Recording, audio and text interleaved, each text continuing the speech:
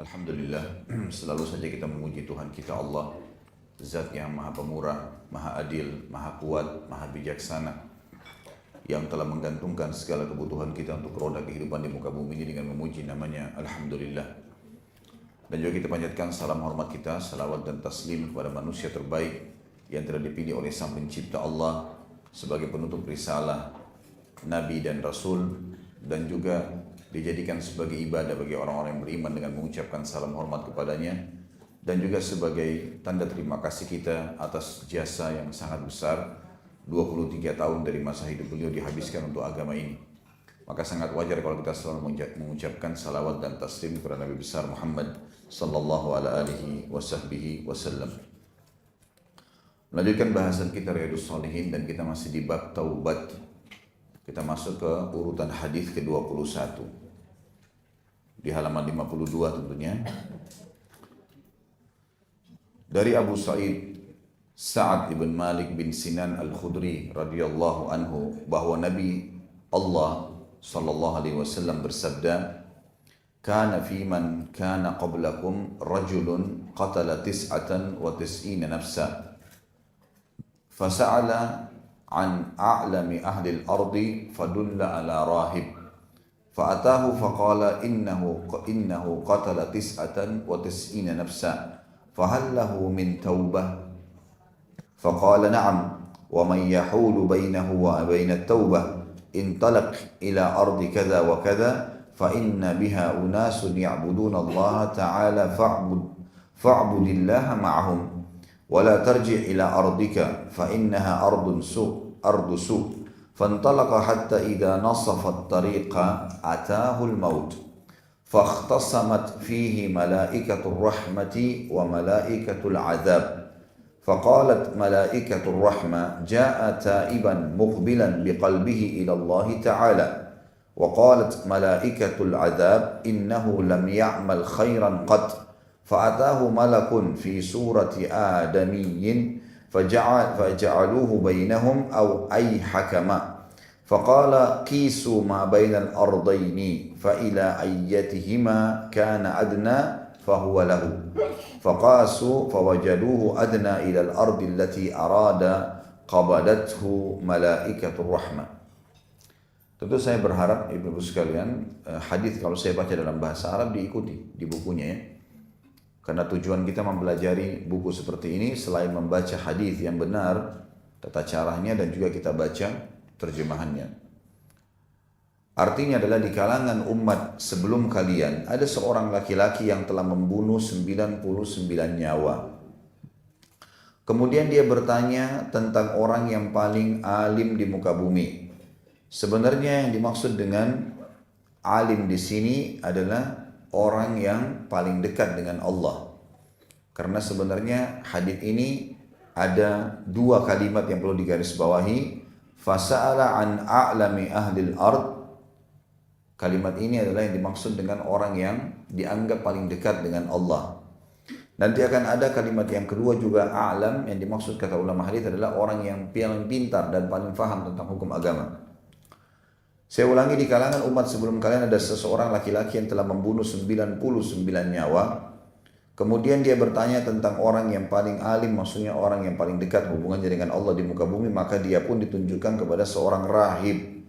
Dan rahib ada footnote di situ, angka kecil 45. Di bawah tertulis seorang ahli ibadah dari Bani Israel. Berarti yang dimaksud sini adalah kisah orang sebelum kita. Dia mendatanginya dan bertanya, sesungguhnya ada seseorang yang telah membunuh 99 nyawa, apakah masih ada taubat untuknya? Maka rahib itu menjawab, tidak. Maka dia pun, orang yang telah membunuh 99 tadi, membunuh si rahib, membunuhnya, sehingga dia menggenapkan angka 100 dengannya. Maksudnya 100 orang yang dia bunuh. Kemudian dia bertanya lagi kepada orang-orang, siapa orang yang paling alim di muka bumi? Kalimat alim yang kedua adalah yang dimaksud dengan orang yang faham agama. Kalau yang pertama itu adalah orang yang suka beribadah, tapi ilmu agamanya tidak ada. Makanya pada saat ditanya, masih bisa taubat nggak kalau saya bunuh 99 jiwa? Dia bilang nggak bisa. Padahal sebenarnya 1000 jiwa pun sudah dibunuh, tetap Allah terima taubatnya selama belum meninggal. Maka orang yang kedua ini adalah orang yang alim, orang yang tahu tentang hukum agama. Ditanya kepadanya, sesungguhnya ada seseorang yang telah membunuh 100 nyawa, apakah ada taubat untuknya? Orang alim itu menjawab, iya. Memangnya siapa yang menghalangi antara dirinya dengan taubat? Ya, mungkin tidak diterima, asal dia ikhlas pasti diterima. Pergilah ke negeri ini dan itu. Maksudnya adalah ini dalam bahasa Arab biasanya dikatakan pergilah ke negara itu atau ke wilayah ini. Biasanya disebutkan namanya, tetapi karena ini hadis intinya menyampaikan tentang kejadian sebelum kita, maka tidak selamanya disebutkan nama wilayahnya. Jadi istilah digunakan pergilah ke negara ini dan negara itu, maksudnya adalah kamu pergilah ke wilayah ini dan disebutkan pada saat itu namanya. Karena sesungguhnya di sana terdapat orang-orang yang beribadah kepada Allah yang Maha Tinggi. Maka beribadahlah kepada Allah bersama mereka. Dan jangan pulang ke negerimu, ke kampungmu, ke desamu, ke kotamu. Karena, perhatikan sebabnya, ia, maksudnya kota atau negerimu itu adalah negeri yang buruk. Adalah negeri yang buruk. Dilihat di situ footnote 46 dikatakan dalam hadis ini terkandung keutamaan ilmu daripada ibadah dan yang disertai kejahilian dan juga keutamaan mengasingkan diri ketika masyarakat telah rusak. Nanti akan kita rincikan ya, saya masih baca terjemahan dulu. Maka orang tadi yang telah membunuh 100 jiwa berangkat dan tak kala dia sampai pada separuh perjalanan mau menuju ke tempat negeri yang dia ingin bertaubat dan beribadah kepada bersama dengan orang-orang soleh, beribadah kepada Allah, dia dijemput oleh maut, datang ajalnya. Maka malaikat-malaikat rahmah yang biasanya menjemput ruh orang beriman dan malaikat-malaikat azab yang biasanya menjemput ruhnya orang-orang fasik dan kafir. Fasik adalah orang yang muslim tapi banyak dosanya tidak sempat taubat. Maka malaikat-malaikat rahmah dan malaikat azab berselisih tentangnya. Orang ini masuk ke surga atau masuk ke neraka. Malaikat-malaikat rahmah berkata, dia datang dalam keadaan bertaubat, menghadap dengan sepenuh hatinya kepada Allah yang Maha Tinggi. Sementara malaikat-malaikat azab berkata, sungguhnya dia belum pernah melakukan kebajikan sama sekali. Orang ini nggak ada ibadahnya sama sekali, bahkan dosanya sampai membunuh 100 jiwa. Maka ada satu malaikat lain yang mendatangi mereka dalam bentuk manusia. Akhirnya mereka menjadikannya sebagai penengah atau hakim di antara mereka. Maksudnya di antara malaikat rahmat dan malaikat azab ada malaikat lain menjelma jadi manusia lalu kemudian menjadi penengah di antara dua malaikat yang sedang berselisih. Maka dia pun berkata, malaikat yang menjelma menjadi manusia tadi berkata, ukurlah jarak antara dua negeri ini. Kemana dia lebih dekat jaraknya? Ke negerinya kah yang buruk atau ke negeri yang dia ingin bertaubat yang baru? Maka dia termasuk penduduknya. Supaya adil, kalau dia lebih dekat dengan negeri yang dia mau beribadah kepada Allah, berarti dia wajar bergabung dengan orang-orang itu. Kalau dia lebih dekat dengan negeri yang dia tadinya masih berbuat dosa, wajar dia menjadi penduduk di sana.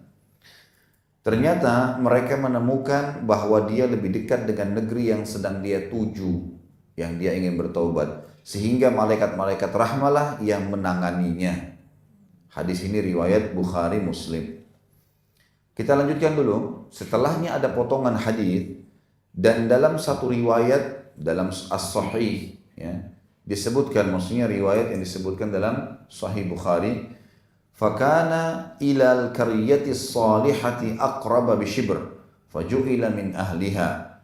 Maka dia lebih dekat satu jengkal saja kepada negeri yang baik itu yang dia ingin beribadah, sehingga dia pun dianggap sebagai salah satu penduduknya. Dan dalam sebuah riwayat yang lain juga As-Sahih dikatakan, fa'auhallahu ta'ala ila hadhihi an taba'adi wa ila hadhihi an taqarrabi wa qala kisu ma bainahuma fawajaduhu ila hadhihi aqraba bishibr bifaghfira lah. Maka Allah yang Maha Tinggi mewahyukan kepada negeri ini menjauhlah. Maksudnya adalah negeri yang dia tadinya berbuat dosa. Allah perintahkan negerinya, kampungnya untuk menjauh dari jarak orang yang meninggal ini. Dan Allah berkata kepada negeri ini, negeri yang dia tuju untuk bertaubat, mendekatlah. Dan dia berkata, ukurlah jarak antara keduanya. Lalu penengah di antara dua malaikat tadi berkata, coba ukur di antara dua negeri ini. Lalu mereka mendapatinya lebih dekat 1 jengkal ke negeri yang ditujunya itu, sehingga dia pun diampuni. Dan dalam riwayat yang lain disebutkan, fana'a bi sadrihi nahwaha, maka dia menjauh dengan dadahnya menuju ke arahnya. Maksudnya adalah pada saat orang ini mau diukur, dia jatuh, ternyata jatuhnya itu di tanah pada saat dia meninggal, dadahnya, ukuran dadahnya sampai ke kepalanya ini lebih dekat dengan negeri yang dia taubat daripada negeri yang dia tadinya berbuat dosa. Inilah riwayat kita tentunya, dan seperti biasa kita akan ambil pelajaran dari hadis ini, potongan demi potongan dari hadis. Yang pertama kita ambil potongan dari kalimat kana fi man kana qablakum. Di kalangan umat sebelum kalian ada seseorang laki-laki.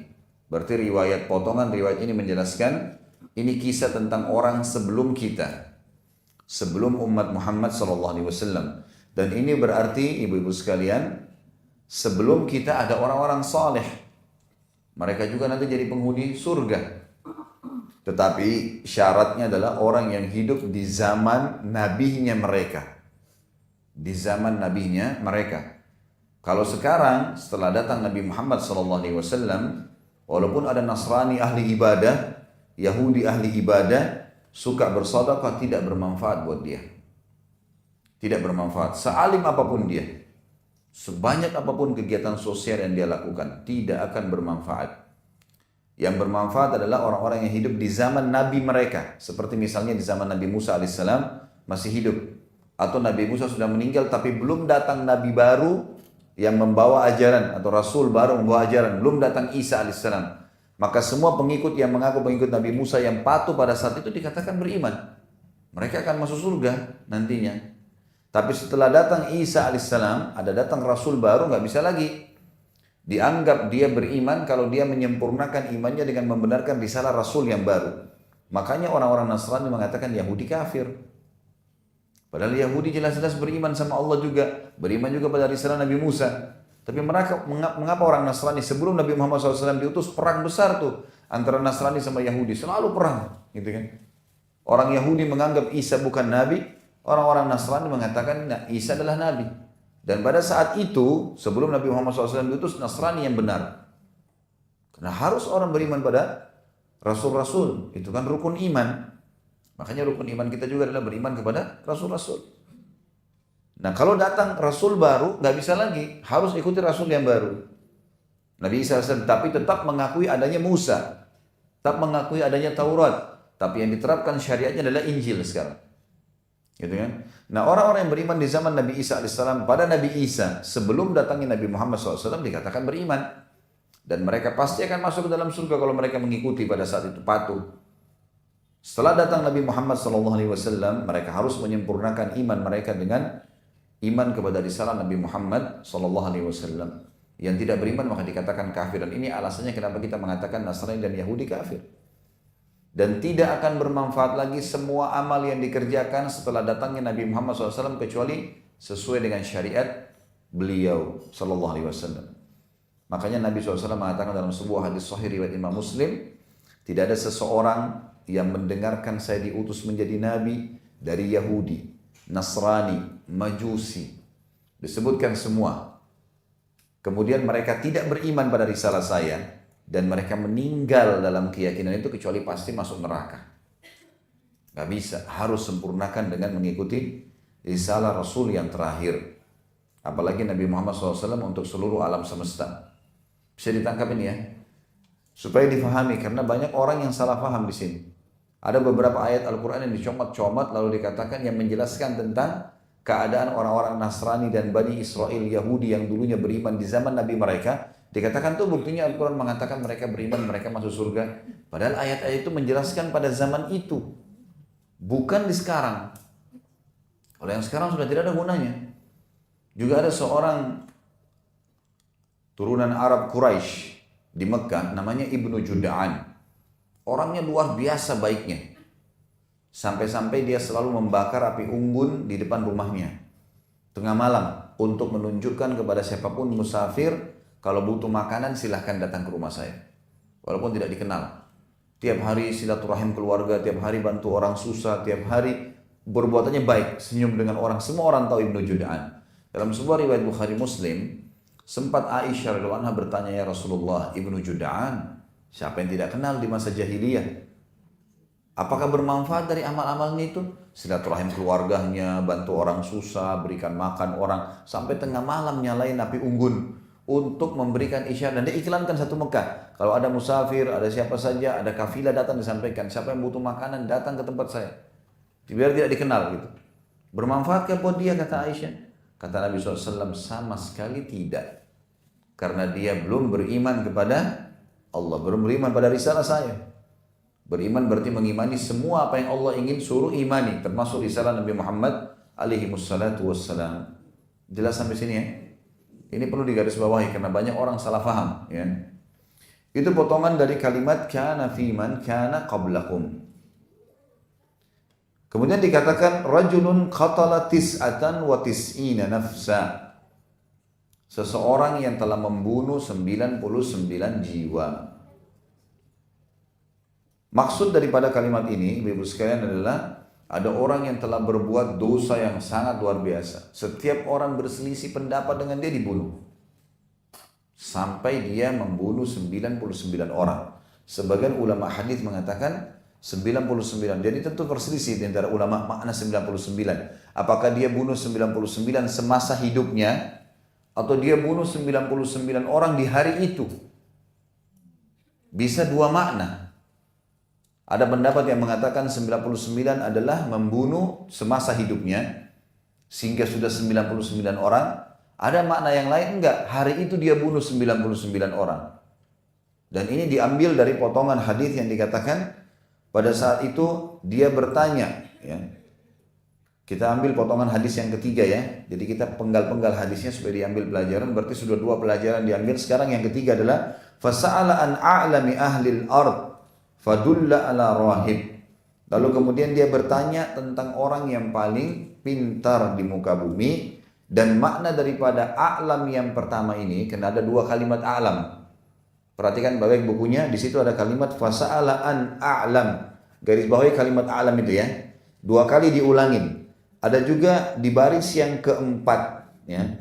Dikatakan, maaf, di baris yang ketiga, thumma sa'ala an a'lam ahlil ard. Sudah didapat? Dua kali kan diulangi ya. Nah, kalimat a'lam adalah orang yang pintar. Tapi ulama hadis mengatakan yang pertama ini dikatakan fasa'ala an a'lam ahlil ard, lalu dia bertanya tentang orang yang paling pintar di muka bumi, fadulla ala rahib.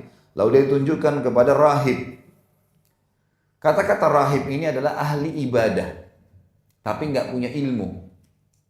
Ada orang begitu, rajin ibadah, sholat iya, semua iya, tapi nggak ada ilmu agamanya. Dia hanya mengerjakan saja. Kalau ditanya tentang hukum halal haram dia nggak ngerti. Ini namanya abid dalam bahasa Arab. Kalau orang sebelum kita dikatakan rahib, ya. Jadi mereka suka ibadah tapi tidak mau belajar. Ini bahaya sekali, sensitif karena mereka bisa salah. Ada orang karena sukanya ibadah sampai akhirnya ibadah dibuat-buat sama dia. Gak punya ilmu. Dia melakukan hal-hal yang aneh-aneh gitu. Karena dianggap ibadah. Seperti contoh banyak orang yang datang minta-minta di kuburan misalnya. Dianggap ibadah sama dia. Padahal Nabi SAW tidak pernah minta-minta di kuburan. Datang mendoakan gitu ya. Tapi karena dia suka ibadah, dianggap ini ibadah aja semua. Pokoknya ini ibadah.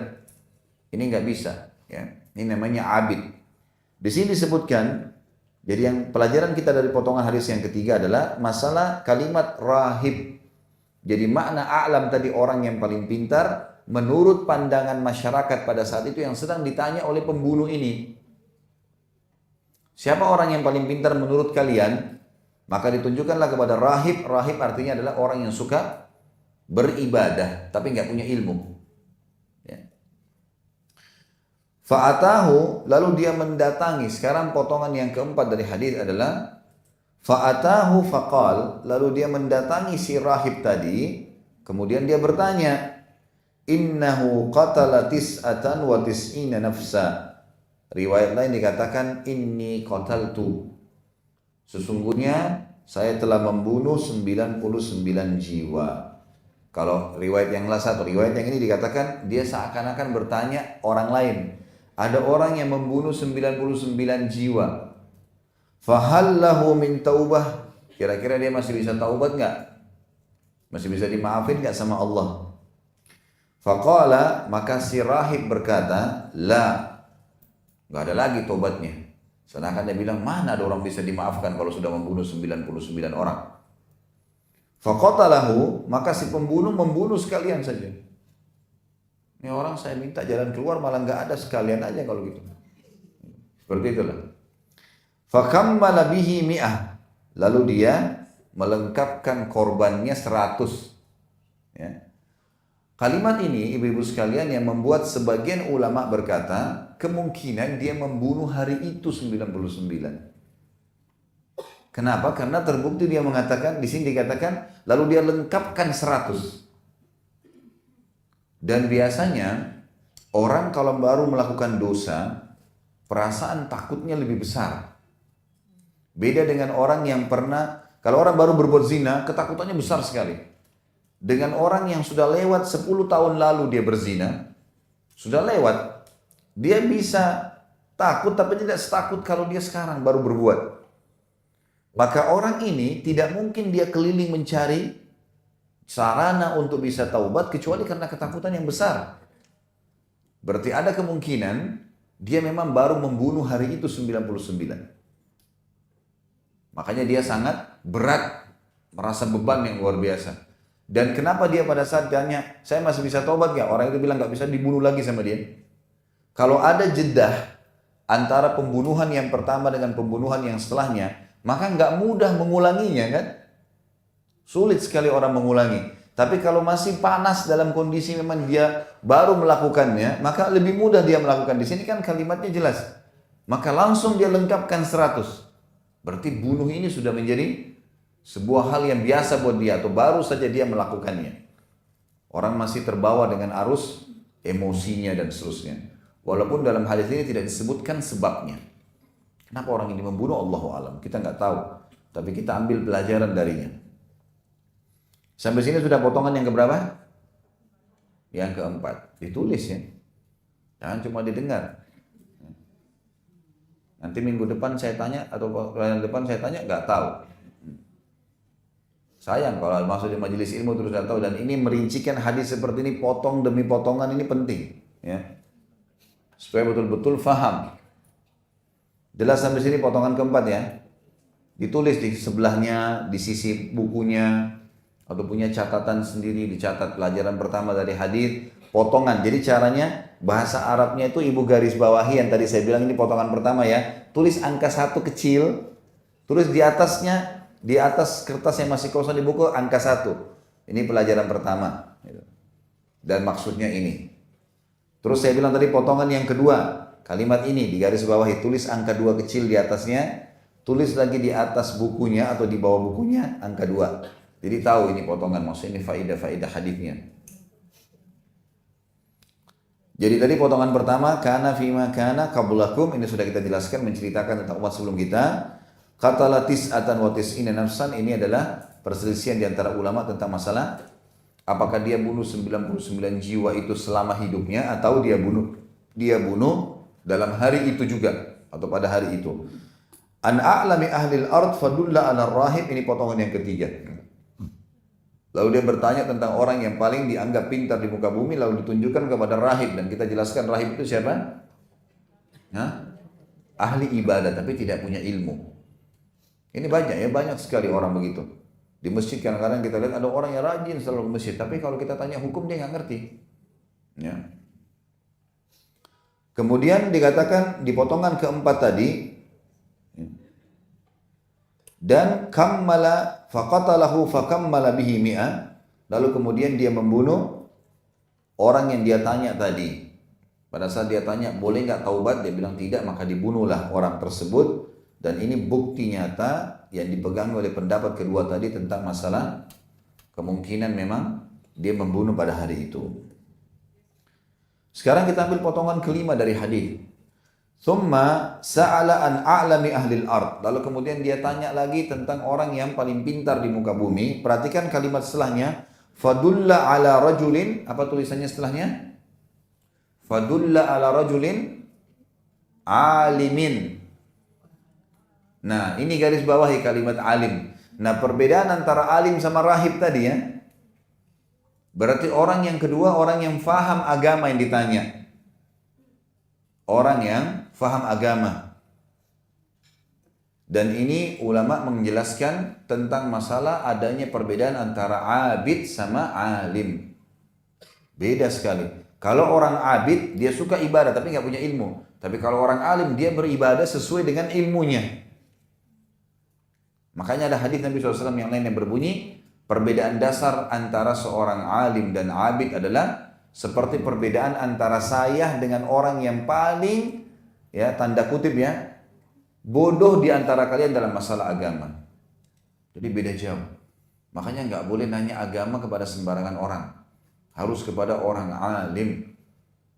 Kalau hanya sekedar simbolik saja dari penampilannya, kemudian kita anggap orang ini pintar lalu kita nanya, akhirnya dia ngelantur menjawabnya, kita salah dalam mengerjakan. Ya, harus ahlinya, tak bisa sama sekali. Dalam segala hal harus kembali kepada seorang alim. Termasuk dalam masalah-masalah rumah tangga, ibu-ibu sekalian, jangan curhat pada orang-orang yang tidak faham agama. Semua temannya diajak ngomong, semua orang diajak ngomong, enggak. Kembali kepada orang yang faham agama, sehingga orang agama itu pandu. Allah berfirman begini, Rasulullah begini, dijelaskan tentang maksud-maksud dan tujuan syariat. Jadi potongan kita di sini adalah dikatakan fadulla ala alimin, lalu ditunjukkan kepada alim, faqala innahu qatala mi'ata nafsin fahallahu min taubah. Lalu kemudian dia bertanya, ada seseorang yang membunuh 100 jiwa. Apakah masih ada taubatnya? Faqala na'am. Dia mengatakan iya. Wa man yahulu bainahu wa bainat taubah? Apa yang menghalangi dia antara dia dengan taubat? Jelas bisa. Jadi potongan yang kelima di sini adalah bagaimana seseorang itu fokus untuk bertanya kepada seorang alim, ya. Dan bukan kepada orang abid saja, orang ahli ibadah saja. Sebab seorang alim sebagaimana sudah dijelaskan, dia akan beribadah sesuai dengan ilmunya. Lalu dikatakan di sini, manfaat yang juga kita bisa ambil masih dalam potongan kelima tadi dari hadis ini adalah iya perkataan dan apa yang menghalangi antara dengan taubat. Berarti menandakan taubat itu tidak melihat kadar dosa seseorang sebesar sebanyak apapun. Dosa yang paling besar kekafiran, kufur kepada Allah, murtad dari agama. Tapi dia masih bisa taubat. Kan gitu. Orang yang pernah mengaku sebagai Tuhan pun seperti Fir'aun, masih didakwahi oleh Nabi Allah Musa 10 tahun. Tiap hari nasihatin. Kalau dia taubat masih diterima. Dia nggak mau. Mengaku Tuhan ini. Nantang Tuhan. Dia mengatakan ana rabbukumul a'la, saya Tuhan kalian yang maha tinggi, gitu kan. Tapi Allah masih berkata kepada Musa dan Harun, idhaba ila fir'auna wa qula lahu qawlan layyina. Kalian berdua pergilah kepada Fir'aun, Musa dan Harun, dan ucapkan kalimat yang lembut dengan dia. Bilang kamu lagi salah, ingatin, nasihatin. Dan ini juga pelajaran ibu-ibu sekalian, dalam berdakwah gunakan kelembutan, ya. Buat orang jadi suka. Jangan begitu orang tidak sholat, kamu tidak sholat masuk neraka, langsung neraka duluan. Tapi kita datang menjelaskan tentang keutamaan sholat. Dapat apa sih orang kalau sholat? Anak-anak kita masih belum sholat, masih belum mau melakukan ibadah-ibadah, maka sebutkan tentang fadilah ibadah itu. Tarik jiwanya dengan keinginan-keinginan supaya dia mau lakukan. Kalau orang itu memang membangkang, nggak mau sama sekali, nah barulah kita masuk ke masalah ancaman. Baru kita mengatakan kalau sudah dijelaskan hadis-hadisnya, diajak dimotivasi. Mungkin kalau anak-anak kita sudah berikan hadiah, tetap saja tidak mau, tetap saja berdusta, tetap saja tidak mau sholat, maka kita masukkan ke ancaman. Kalau orang tidak sholat itu akan dihukum seperti ini loh, misal. Di sini kalimatnya sangat jelas, dia mengatakan tentu saja. Naam itu tentu saja. Dan apa yang menghalangi antara dia dengan taubat? Pasti diterima kok. Gitu. Intaliq ila ardi kada wa kada. Di sini potongan kita yang keenam dari hadis adalah beranjaklah, pergilah kamu, orang yang mau taubat tadi disuruh ke bumi atau ke negeri ini dan itu. Lalu lanjutannya, fa inna biha unasun ya'buduna Allah Ta'ala fa'budillaha ma'ahum. Karena di sana ada orang-orang yang menyembah Allah, maka sembahlah Allah bersama mereka. Potongan kalimat ini penting. Ini faedah yang keenam adalah seseorang kalau mau taubat dia harus meninggalkan komunitas lamanya. Gak boleh lagi berteman sama teman-teman yang buruk itu, gak bisa lagi. Kenal ya, tapi bersahabat tidak. Yang sudah sering sama-sama dulu ke diskotik, ke bar, berzina segala macam, melakukan proyek-proyek haram, udah gak ada lagi sekarang ceritanya. Harus diberhentikan. Karena kita berteman dengan pemalas, kita jadi pemalas. Kita berteman dengan orang rajin, jadi orang rajin. Kita berteman dengan pezina, pemdusta, kita jadi seperti mereka. Karena manusia mudah beradaptasi, gitu kan? Badan kita mudah adaptasi. Musim dingin kita bisa hadapin, musim panas kita bisa hadapin. Awal merasa iya, tapi lama-lama jadi adaptasi. Kita berteman dengan orang-orang saleh atau salehah, kita juga akan seperti mereka. Sabda Nabi SAW jelas, Al-maru ala dini khalili, seseorang sesuai dengan agama temannya dan lingkungannya. Hadis ini penting sekali. Ibu-ibu yang mau taubat, tinggalkan lingkungan yang lama. Selesai urusannya, itu harus. Nggak boleh lagi kontek-kontekan. Jangan bilang, oh saya memang sekarang sudah pakai jilbab besar, nggak apa-apa deh saya berteman sama teman-teman saya dulu. Siapa tahu saya bisa dakwain mereka. Kata-kata siapa tahu, siapa tahu. Mereka dapat jadi, tapi siapa tahu juga kalau kita yang tertarik sama mereka. Manusia lemah, kan gitu.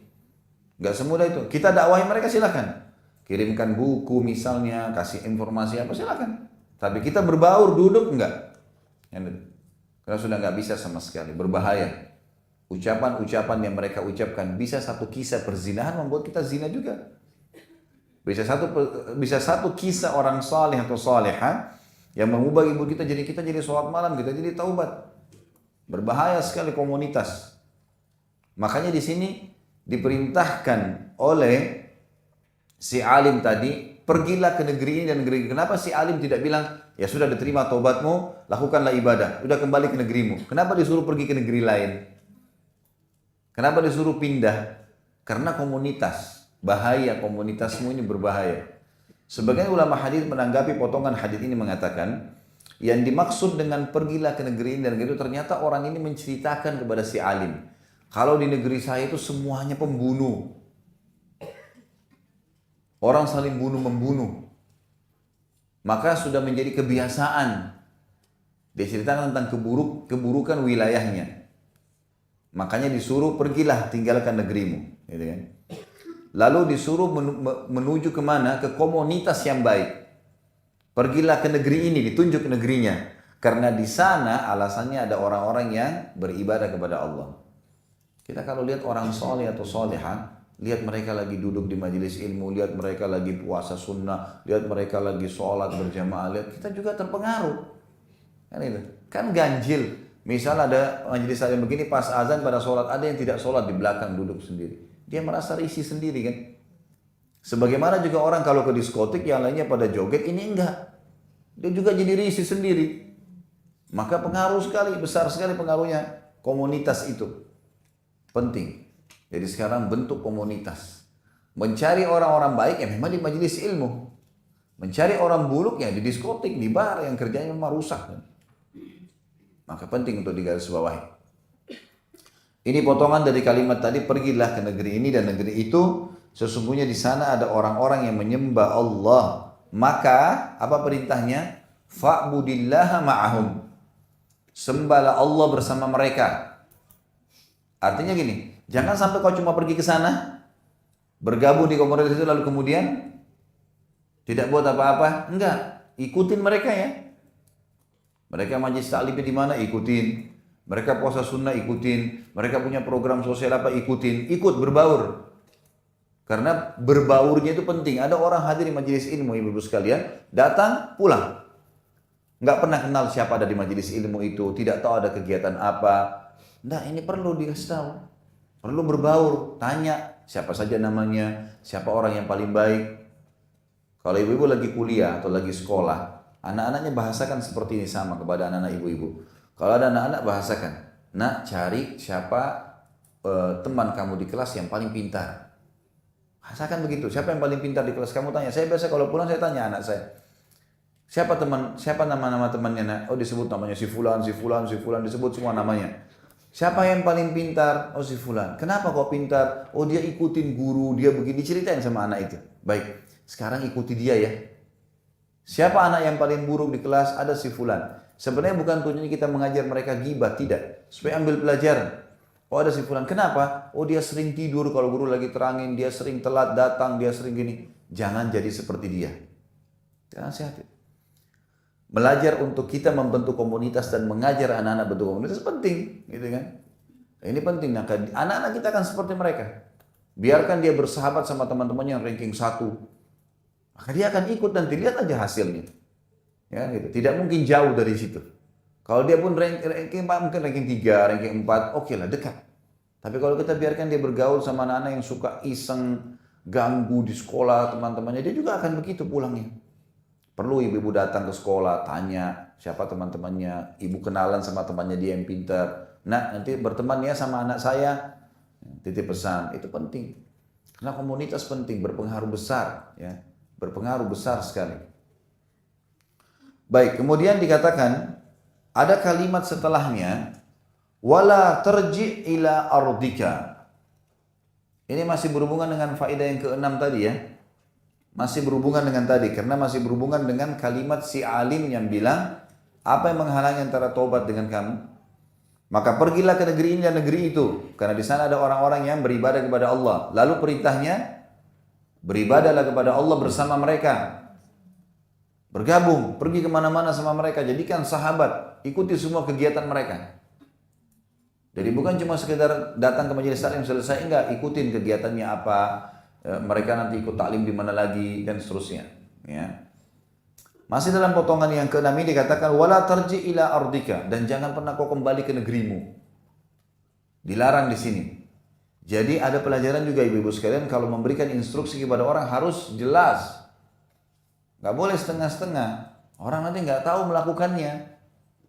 Kamu beliin saya di toko sebelah obat nyamuk misalnya. Enggak dijelasin obat nyamuk itu yang mana. Nanti kalau kita berharap merek tertentu lalu dia datang bawa merek yang lain, kita tidak kecewa.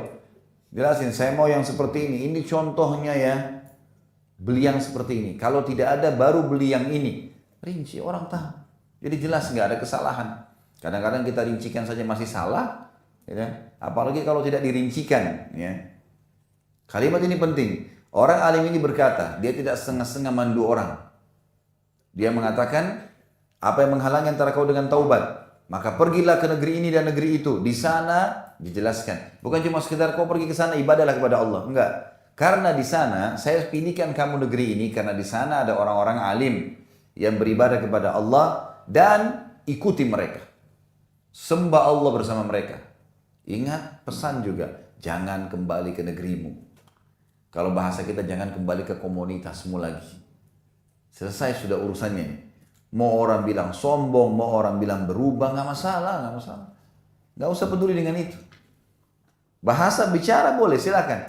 Kau berubah ya? Iya memang saya berubah. Saya baru tahu kalau perbuatan yang dulu itu salah, haram dalam agama. Saya takut kalau mati, kamu ini anulah apa? Iya memang, nggak masalah. Kalau memang kau mau ikut sama saya silahkan. Kalau enggak ya sudah, saya nggak bisa. Selesai. Jadi dia sudah tahu nggak bisa, gitu kan? Nggak ada masalah. Dan ini penting untuk meng-cut semua komunitas yang tidak baik. Kenangan-kenangan yang tidak baik, ya. Kalau ada orang pernah berzina dengan seseorang, lalu dia masih simpan fotonya, hapus. Apapun yang berhubungan dengan orang itu habis, selesai, masa lalunya sudah habis. Harus ini, nggak bisa nggak, karena manusia, oh nggak apa-apa saya cuma simpan nanti satu waktu saya lihat, nggak bisa. Ya, ada seseorang yang aktif sekarang di pengajian saya, Masya Allah dia salah satu aktor yang terkenal nasional. Di TV kita sudah biasa gitu. Kemudian dia mengubah kondisinya pelan-pelan, 2 kali, 3 kali sering hadir sampai sekarang di mana-mana saya pengajian hadir, Masya Allah. Rupanya sambil berjalan dan sudah ada perubahan segala macam, Satu waktu dia masih simpan beberapa cuplikan-cuplikan dia. Seorang laki-laki tentunya ya. Cuplikan-cuplikan, ada sinetron, ada segala macam, dilihatin sama dia. Dia pernah lihatin, ini cuplikan saya seperti Ustaz. Bagaimana sarannya Ustaz? Di HP. Saya bilang kalau Bapak mau sempurna taubatnya, hapus dari HP itu. Gak usah dilihat. Kalau mau berhenti benar-benar ya silakan. Karena kalau satu waktu dilihat lagi, oh iya ya pernah saya dulu pakai baju ini, oh pernah dulu saya dapat fee sekian, oh pernah. Jadi panjang ini. Mau tobat benar-benar sudah selesai, jangan disimpan lagi. Oh iya ya sudah ya dihapus. Udah. Tujuannya memang untuk kebaikan hati ya, karena kita manusia lemah. Bisa ngingat kan? Maka itu penting. Makanya di sini perintahnya begitu. Wala tarji ila ardika. Jangan kau kembali ke negerimu lagi, jangan kembali ke komunitasmu, jangan ada kau simpan kenangan-kenangannya. Sudah selesai urusannya. Tutup semuanya, gitu kan? Ini potongannya. Lalu dia mengatakan, kita ambil pelajaran yang ketujuh di sini, ya. Dari kalimat, sebenarnya tadi kalimat itu wala tarji ila ardika, ini lebih baik kita jadikan poin ketujuh saja. Ya. Sampai kalimat fa inna biha unasun ya'budun Allah taala fa'budillah ma'ahum, sampai situ adalah potongan yang keenam tadi. Faedah yang keenam dari hadis. Yang ketujuh adalah wala tarji ila ardika, lanjutannya fa innaha ardusu. Dan jangan kau kembali ke negerimu, ke komunitasmu, ke kenangan-kenangan lamamu, karena dia adalah negeri yang buruk. Berarti di sini dari hadis kita ambil pelajaran, ada negeri yang buruk, ada komunitas yang buruk. Ada orang manusia yang kerjain dari bangun tidur sampai tidur maksiat kepada Allah, tanpa ada diikuti dengan rasa takut akan datangnya hukuman. Ya. Kalimat ini penting. Fa innaha ardusu. Sesungguhnya dia adalah negeri yang buruk. Makna daripada ardusu berarti ada negeri yang dasarnya buruk, pelanggaran-pelanggaran agama banyak di dalamnya, atau sulit untuk beribadah di dalamnya. Masuk dalam masalah ini adalah semua negeri-negeri yang sulit beribadah kepada Allah, di antaranya negeri-negeri orang kafir. Kita pergi ke sana kalau ada hajat penting, kalau enggak, udah. Jangan hanya kena gengsi-gengsian. Enggak perlu gengsi. Musim salju datang ke negeri kafir hanya untuk foto, lihatkan sama temannya, baru pulang lagi. Padahal sudah kedinginan luar biasa. Gitu. Untuk apa ini? Untuk foto saja gampang, blender salju, es batu jadi salju, taburin, foto udah di situ. Banyak orang begitu. Kalau hajat penting, darurat, memang pas ke sana, kemudian lagi salju itu lain. Kalau ini cuma datang kedinginan untuk balik foto, untuk apa? Menunjukkan kalau orang saya pernah begini, untuk apa? Enggak ada gunanya. Enggak. Kita kalau enggak kena salju, enggak terputus tangan kita, enggak buta mata, enggak ada apa-apa. Orang dari luar aja datang jauh-jauh ke Indonesia karena cuacanya enak, kok kita ke negeri orang ini aneh. Ya. Kecuali darurat. Saya bilang bukan tidak boleh ya, darurat. Tapi kalau hanya untuk gengsi-gengsian ini, mau sholat susah, cari makanan halal susah, sana sini dosa. Untuk apa? Kalau kita meninggal tiba-tiba? Ya, saya dapat berita ada orang kita meninggal di salah satu negara non-muslim, akhirnya tidak ada yang tahu bagaimana caranya, terus dibakar ikut-ikutan dengan masyarakat setempat. Ya. Waktu itu saya ke Bali, kemudian ada orang muslim yang menikah sama orang non-muslim dari Jepang waktu itu, kemudian dia pergi ke sana tinggal hanya untuk berbangga karena nikah sama orang asing. Begitu dia meninggal nggak ada yang tahu ngurus jenazahnya cara Islam, dibakar. Beritanya sampai ke luar kalau sudah dibakar beritanya. Kan untuk apa ini? Dapat apa kira-kira? Dunia kita akan tinggalkan kok. Harus pakai akal sehat. Sekali lagi boleh, tapi bukan tidak ada hajat. Hal yang penting mendesak, harus itu lain. Ini penting. Karena ada di kalimat di sini memang bumi yang busuk atau negeri yang busuk atau komunitas yang busuk ya, atau yang buruk, karena itu berpengaruh sekali. Ada hadis yang mulia berbunyi, perumpamaan majlis yang baik seperti penjual minyak wangi. Kalau kau lewat di situ, toko minyak wangi, nggak beli apa-apa, minimal kau akan mencium bau wanginya. Minimal. Orang hadir di majelis ilmu, orang lewat saja, mampir sebentar 5 menit, dia pergi, dia dapat wanginya majelis ilmu, ada ilmu yang dia bawa. Satu hadis, satu kisah, ya, dia bisa bawa sesuatu yang positif. Kalau kau mampir, maka bisa kau membelinya, bisa kau mendapatkan minyak wangi, bisa dipakai. Dan perumpamaan majlis yang buruk, komunitas yang buruk, seperti nafikhul kir. Nafikhul kir itu orang-orang Arab dulu kalau mereka mau bakar arang, mereka pakai kir namanya. Kir itu seperti kipas, tapi digabung dua, di ujungnya itu ada lubang. Itu kalau ditekan begini nanti keluar angin. Jadi kalau kita kan sekarang kipas ya biasanya pakai kipas angin segala. Ini enggak, dia pakai kir namanya. Jadi bentuknya seperti dua hal begini, di ujungnya ada mulutnya. Ini kalau ditekan begini keluar angin. Ya. Itu namanya kir. Kata Nabi SAW seperti peniup kir itu. Ya. Kalau lagi ditiup, kita lagi lewat, bisa saja kau tercium bau busuknya atau membakar bajumu. Majelis buruknya begitu. Kalau kita cuma sekedar mampir, mungkin cuma 5 menit, tapi orang cerita tentang apa? Berpengaruh. Nonton sesuatu cuma sebentar, berpengaruh. Lihat yang ceramah berpengaruh, lihat yang buruk berpengaruh, pasti berbahaya. Kejiwaan manusia labil sekali. Maka sangat wajar kalau kita harus bentuk komunitas. Cari negeri, cari tempat, cari komplek, cari apalah, sekolah, semua yayasan, tempat berkumpul yang baik. Karena bahaya, jiwa manusia lemah. Sampai kapan kita mau lalai, gitu kan? Sampai kapan kita mau lalai, ibu-ibu sekalian? Tidak ada manfaatnya kelalaian itu. Ini potongan dikatakan dari hadis yang dikatakan wala tarji ila ardika, dan jangan kau kembali ke negerimu, komunitasmu, fa innaha ardusu, karena dia adalah negeri yang buruk. Ya. Sudah panjang lebar saya jelaskan tadi. Potongan yang ke-8 adalah fantalaka hatta idza nasafat tariq atahul maut. Kemudian pada saat dia jalan menuju ke negeri yang dia mau taubat, di tengah jalan dia kedatangan kematian atau ajal. Nah, ini pelajaran yang ke-8. Kalau mati bisa datang setiap saat. Mau ibu itu olahragawan, makanannya sehat, vitaminnya mahal, segala macam lah, ya, lingkungannya sehat. Kalau ajal datang, mati. Nggak mandang, mati itu sesuatu yang misterius. Datang setiap saat. Ada orang sehat, olahragawan, kita tahu berita beberapa masuk di medan di lapangan sepak bola, sehat, jatuh mati. Ada orang yang stroke 10 tahun diranjang tidak mati-mati. Belum datang ajalnya. Kita tentu sunnah Nabi SAW untuk jaga kesehatan. Sunnah Nabi jaga kesehatan, sunnah Rasulullah SAW. Kita makan makanan sehat, iya, olahraga, itu bagian dari agama. Kita niatkan karena merawat apa yang Allah sedang titipkan. Ingat ya, beda pahalanya.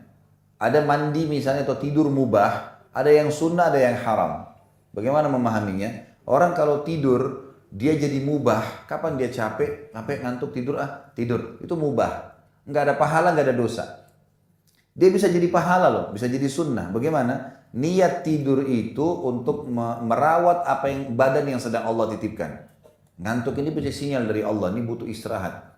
Maka saya istirahat karena merawat tubuh yang sedang Allah amanahkan. Dan supaya saya lebih kuat beribadah. Jadi ibadah itu.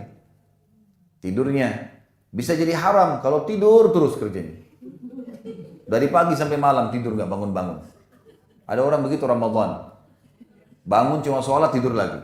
Puasa cuma 5 menit. Menjelang azan 5 menit baru bangun. Ini jadi haram tidur ini. Gimana caranya orang tidur begini? Semua begitu. Orang mandi bisa jadi mubah. Dia mandi biasa saja. Karena dia merasa gerah biasa, mandilah. Atau rutinitas. Mubah. Nggak dosa, nggak dapat pahala. Tapi bisa jadi pahala. Dia mandi karena mau merawat tubuh yang sedang Allah amanahkan. Kenapa jenazah dimandiin? Kenapa nggak mati, sudah mati, kubur aja begitu. Kenapa harus dimandiin, dibersihin kotorannya, dipakein daun bidara, wangi-wangian, kain kafannya bersih. Kenapa? Sebentar lagi dimakan sama tanah tuh badannya. Karena Allah suruh rawat. Suruh rawat badan itu. Jadi kalau kita pakai sampo, niatnya karena Allah suruh rawat. Kata Nabi SAW, siapa yang punya rambut, maka dia harus menghormatinya, merawatnya. Dia rawat. Karena dia tahu ini saya pakai sampo, saya pakai conditioner, saya pakai pewangi rambut, apalah. Perawatan semua ini karena menjaga apa yang Allah amanahkan. Jadi sunnah. Jadi ibadah. Kan gitu. Dia jadi haram kalau dia melanggar agama.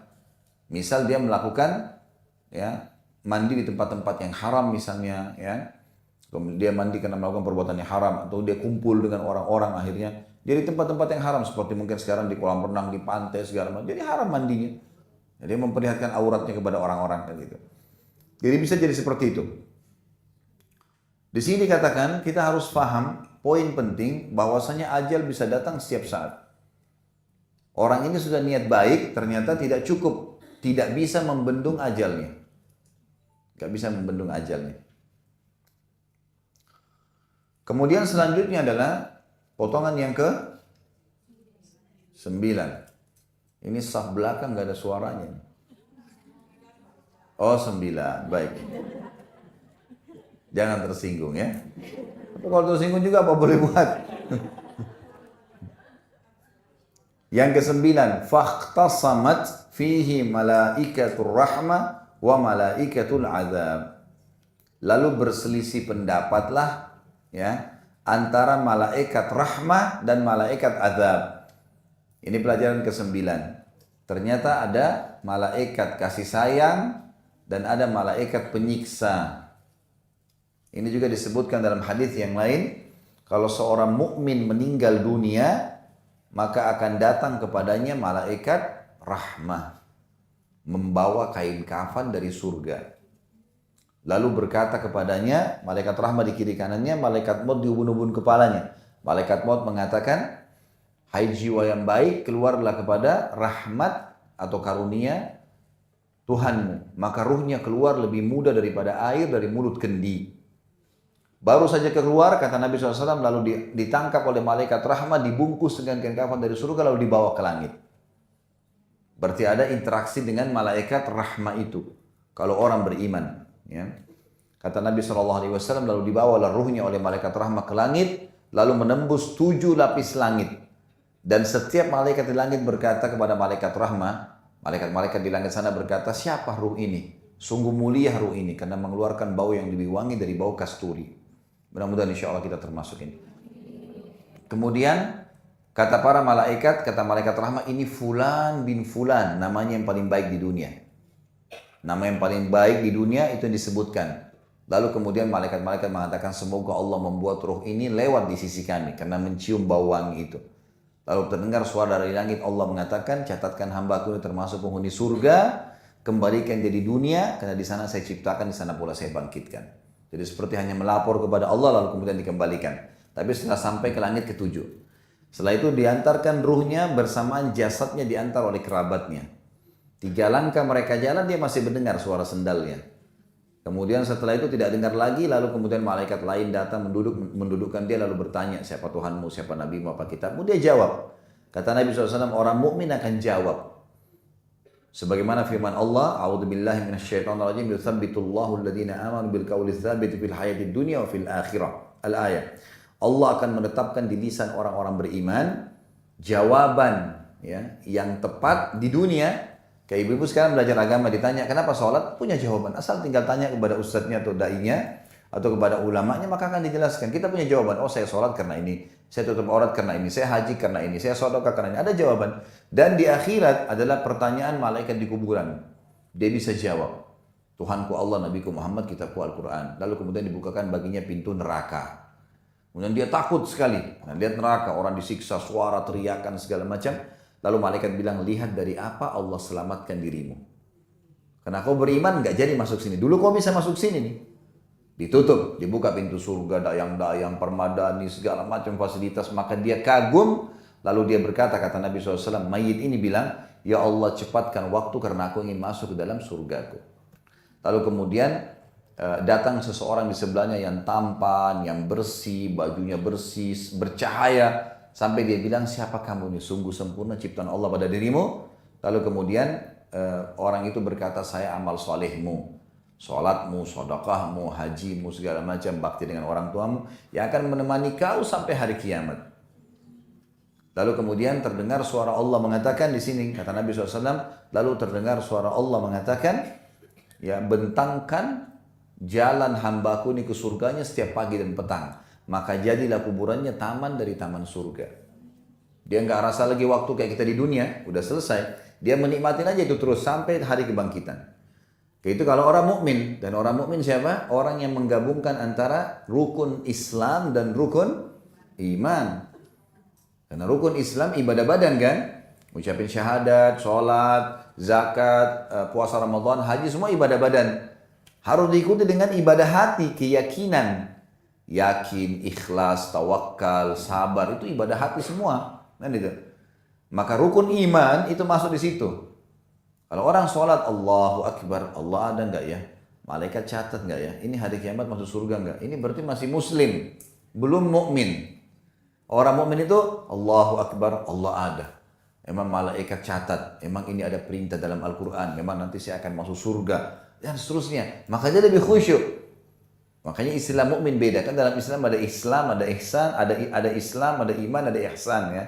Islam orang yang baru awal mempelajari Islam dan menjalankan rukun-rukun Islam, tapi belum masuk iman dalam hatinya. Kalau dia sudah pelajari lebih dalam ilmu agama, nanti akan muncul iman, pindah kepada rukun iman yang 6, gitu kan?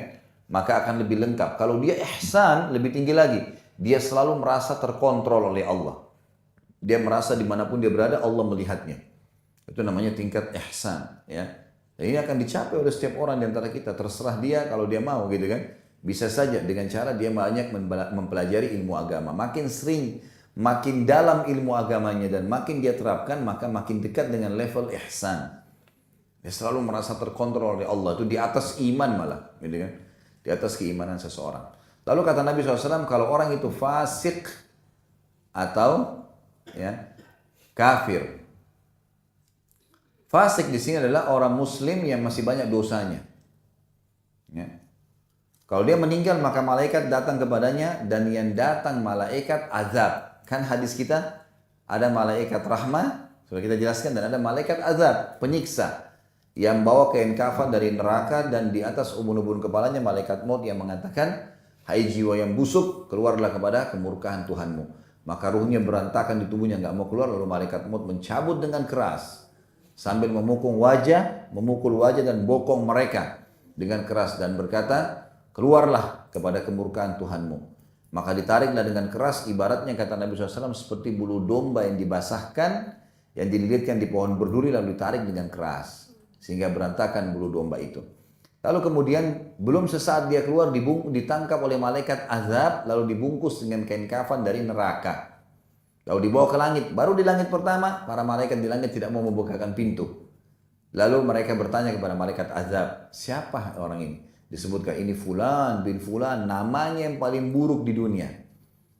Dan para malaikat berdoa mengatakan di langit, ya Allah, semoga engkau tidak lewatkan ruh ini di sisi kami. Kenapa? Karena bau itu mengeluarkan bau lebih busuk daripada bau bangkai. Naudzubillah. Ini hanya kena kebangkangan, kemaksiatan, gitu kan? Yang pertama kena kepatuhan. Maksudnya tadi yang pertama adalah orang yang dijemput oleh malaikat rahmah itu. Kemudian malaikat azab ini mendapatkan titah dari Allah yang Allah berfirman, catatkan hambaku ini termasuk penghuni neraka, kembalikan dari dunia, di sana saya ciptakan, di sana pula saya akan bangkitkan.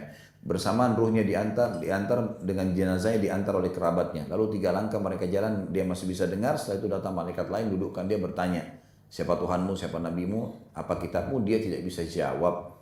Dia hanya mengatakan, innama aqulu kama kana yaqulun nas. Saya nggak tahu, saya cuma ikut-ikut dulu orang pernah bilang apa.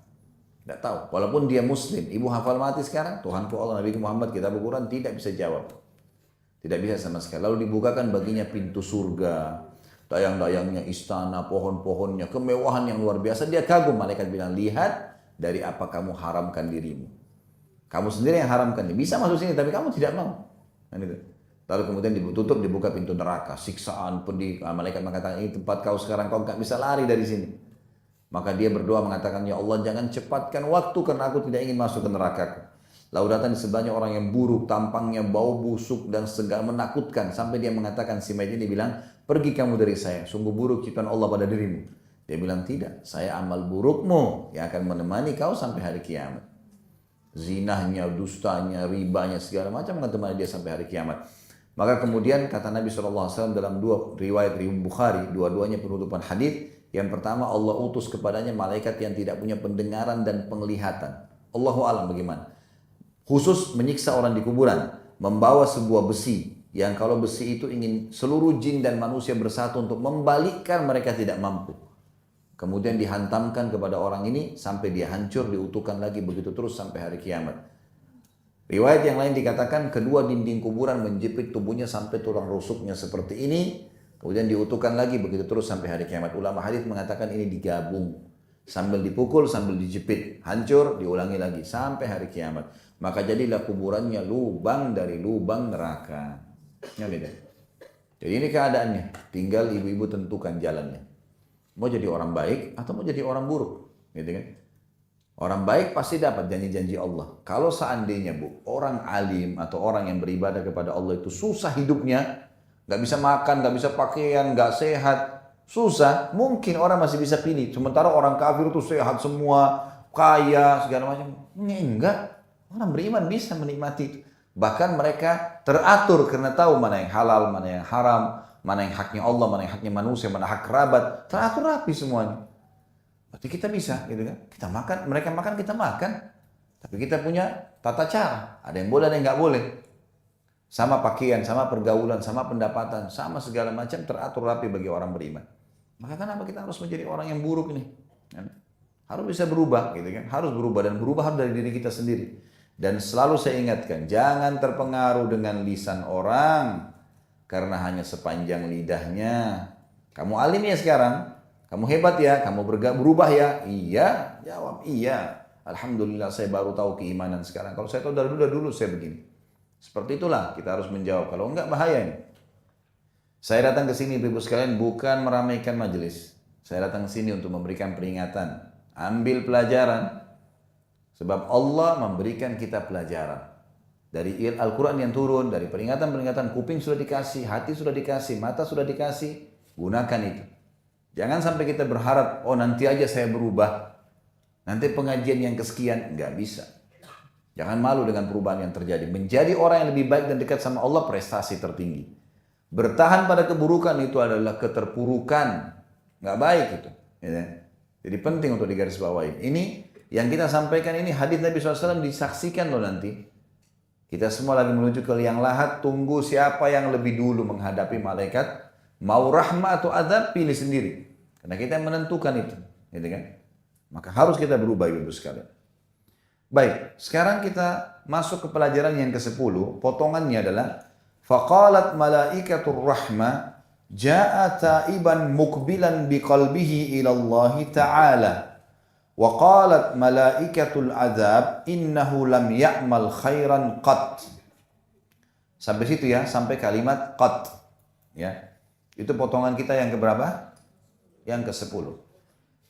Pelajarannya adalah bagaimana malaikat rahmah berbicara dan malaikat azab berbicara.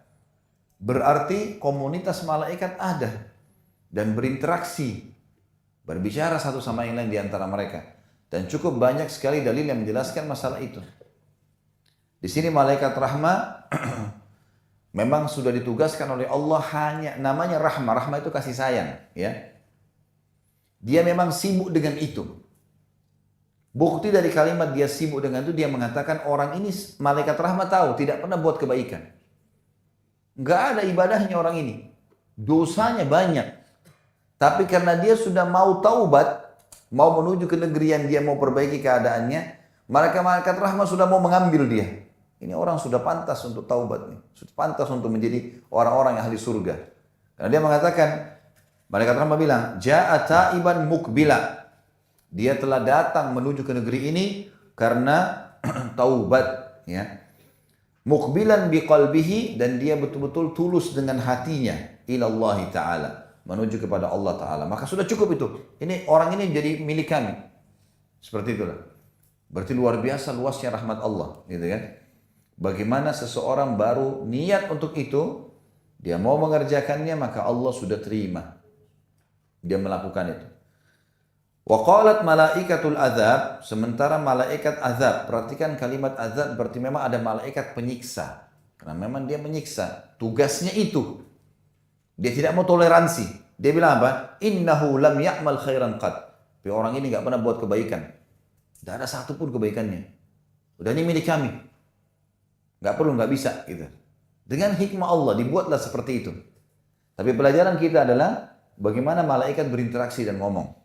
Dan ada malaikat kasih sayang dan ada malaikat penyiksa. Kemudian selanjutnya potongan kita yang ke-11 adalah fa'atahu malakun fi surati adamiyyin faja'aluhu bainahum ay hakaman. Ini pelajaran yang ke-11. Lalu datanglah kepada mereka berdua, malaikat-malaikat rahmat dan malaikat azab ini, maksudnya datang kepada komunitas malaikat ini, malaikat yang lain tetapi menjelma dalam poster manusia. Ini pelajaran ini. Berarti memang malaikat bisa menjelma. Sebagaimana kita tahu pada saat Maryam alaihissalam waktu mau hamil Isa alaihissalam di mihrabnya Jibril datang dalam poster manusia. Dalam surah Maryam dijelaskan masalah itu. Dijelaskan bagaimana Maryam waktu tiba-tiba alaihissalam kaget melihat tiba-tiba di depannya ada laki-laki. Sementara Maryam di mihrabnya, di kamarnya lagi ibadah. Maka dalam Al-Quran diceritakan kan, surah Maryam, saya tidak ingat kalau tidak salah ayat 12 atau ayat 13 itu, yang menceritakan tentang masalah bagaimana Maryam, dari ayat 11 tentunya, tapi ayat tentang Maryam alaihissalam yang mengatakan, Qala inni a'udzu billahi minka in kunta taqiyya. Aku berlindung kepada Allah dari kamu hai laki-laki yang datang tiba-tiba menjelma di depannya, gitu kan? Kalau kau betul-betul bertakwa sama Allah, jangan ganggu saya nggak pernah sama lawan jenis. Maka jangan ganggu saya. Maka malaikat Jibril dalam poster manusia mengatakan, Qala innama ana rasulu rabbiki li'ahaba laki gulaman zakiyya. Saya hanya utusan Tuhanmu saja untuk memberikanmu kepadamu, untuk memberikan kepadamu seorang anak yang baik, yang suci, gitu kan? Maka di sini ada kasus, ada diceritakan Al-Quran malaikat menjelma jadi manusia. Pernah juga terjadi pada saat hadis tentang Islam, iman dan ihsan. Kata Umar bin Khattab radhiyallahu anhu, telah datang kepada kami seseorang yang tidak kelihatan tanda-tanda safar padanya, bajunya bersih, rambutnya hitam tersisir rapi dan tidak ada yang mengenalnya. Kita sudah jelaskan di bab kita pertama, bab niat hadis itu ya. Masuk lalu bertemu dengan Nabi SAW, meletakkan lututnya di lutut Nabi SAW lalu bertanya, gitu kan? Apa itu Islam, hai Muhammad? Nabi SAW tak jelaskan. Lalu dia mengatakan, engkau benar. Kata Umar, kami heran orang ini bertanya, dia bertanya, dia membenarkan. Lalu dia tanya, apa itu iman, hai Muhammad? Nabi SAW sebutkan ke-6 rukun iman. Lalu orang itu mengatakan, engkau benar. Kami heran, kenapa orang ini bertanya lalu dia juga membenarkan. Apa itu ihsan? Lalu dijelaskanlah oleh Nabi SAW apa itu ihsan, gitu kan? Lalu dia mengatakan engkau benar. Kami kata Umar ketiga kali, kami heran. Orang ini bertanya lalu dia membenarkan. Kemudian dia bilang, hai Muhammad, kapan itu hari kiamat? Kata Nabi SAW, ya, yang bertanya, maksudnya kamu, tapi ini kalimat santun ya, yang bertanya dan yang sedang ditanya, dua-duanya nggak tahu kapan kiamat. Ini jawaban santun sekali ya, bukan kamu dan saya. Tapi yang sedang bertanya dan yang ditanya dua-duanya nggak tahu kapan kiamat.